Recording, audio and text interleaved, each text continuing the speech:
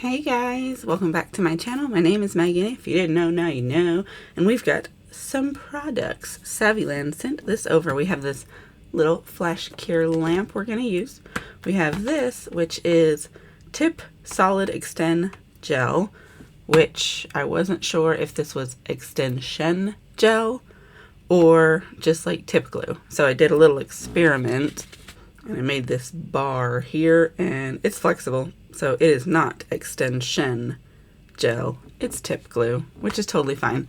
And then we have this 3D sculpting gel, and it's like for making the raised lines, and there's even some chrome in there, so we might use that. I think maybe not in this video. I think I'm going to do a short for it, so be on the lookout for that. But let me scooch this stuff out of the way, because as you can see, my nails are naked, so we have to put some on, which is what we're going to be using these items for. So here is the little lamp. It has this flexible neck, which is very cool. It has a power button. Let me scooch this in a little bit. So yeah, power button, 10 seconds, 30 seconds, 60 seconds. If you turn it on, it has the motion sensor light, but that turns it on to 90 seconds. There you go. So if you want a different time, you'll have to push a button.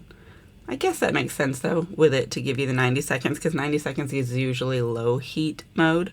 So that's pretty cool. I also like this finish because it's like pearly, iridescent. And then here is the tip glue. And then this is what it looks like. It's just a solid. It does have some air bubbles in it though, because when I opened it, it was all up around the edge, so I pushed it all down in there, which it had huge gaps of air at that time, but I guess as it settled overnight, it's pushing those bubbles out solid. I don't recommend touching gel with your hands. I am gonna use a tool when I'm putting these on. First, we need to pick out some tips. ENail Couture makes my favorite nail tips. I have a million different kinds of nail tips from a million different brands, but I like these the best. I use several different sizes and shapes, but today we're going for the medium sculpted coffin for both hands. Let's pick them out. Okay, I've got my tips picked out. I've got my glue here, and so we're gonna go ahead and get started. What I'm gonna do is dip this in here and scoop a little bit out. You really don't need a ton, so I would say start with a little bit and then see how much it ends up being. This is not sticky, so I'm able to push it with this tool. You really want to get it to be good and covered along the back. It's going to push forward on its own, but let's see if that's enough. Now I'm going to pinch mine.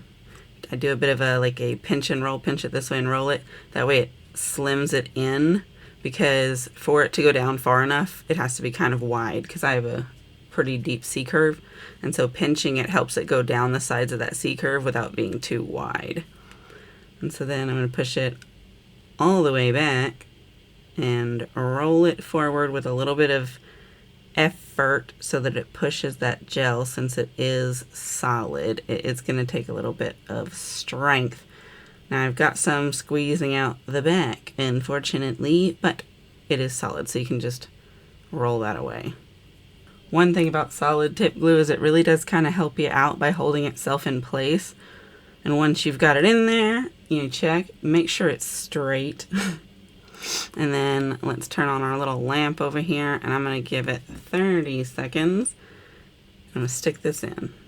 Alright, so we've got that on. Once we get them all on, we are going to full cure everything before we shape it around the edges. We've got our next one. Let's go ahead and get that one ready. I'm going to scoop a little bit out.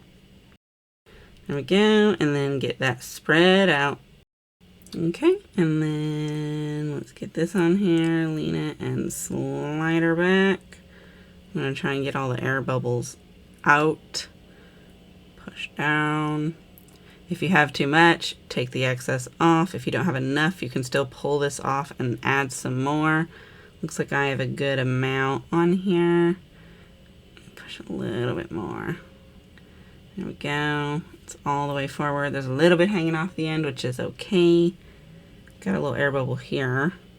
Looks like we've got some trying to get away. Let's evaluate. Does that look straight? I think so. Maybe turn a little bit. My fingers are kind of crooked, so it's hard to say sometimes. But what we really want is for it to be straight when you turn it over for photo purposes. All right, that one's on. I'm gonna go ahead and stick the rest of these on, and then we'll come back and look at everything. All right, so we've got both hands on. I need to put this one in the big lamp. I haven't done that yet. 1 second. So I'm gonna take this file. It's quite worn, so it's not as dangerous. And I'm gonna file the sides of these. So like there's overhang, and that has to do with not only the way my fingers are shaped, but there was a little bit of solid glue. So I'm gonna get all that to be a little bit smoother. Let me start with this rougher side, and then we'll go across the ends as well and get them flat, because there's these like little tabs from the manufacturing process. And then after we get done with the hand file, we're gonna go around the cuticle with a cuticle bit in the e-file.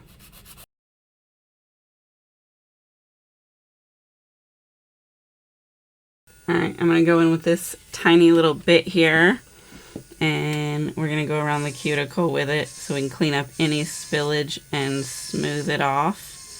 So you'll wanna go forward when you're going this way and reverse when you're going that way, and just start in the middle and work your way down the sides.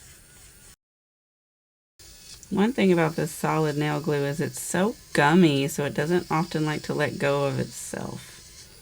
I wish it were a little stiffer. Maybe it would be easier to separate. All right, so I've got them all shaped up.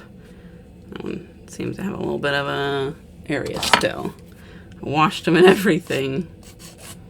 Sometimes you do a little fine tuning. There we go.